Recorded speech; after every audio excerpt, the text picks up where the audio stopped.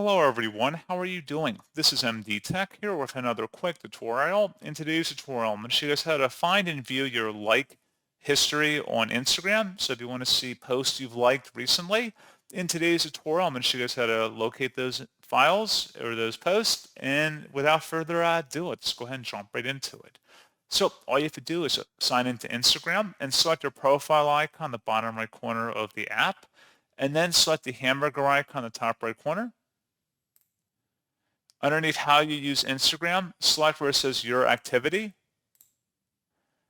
And then underneath interactions, there should be an item in here that says likes. Go ahead and select that and it'll show your like history. You can also sort newest to oldest, or if you want to filter it by a certain date period, you're welcome to do that, as well as the author and then different content, whether it's posts, reels, or threads.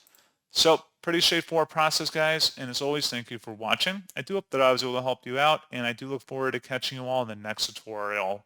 Goodbye.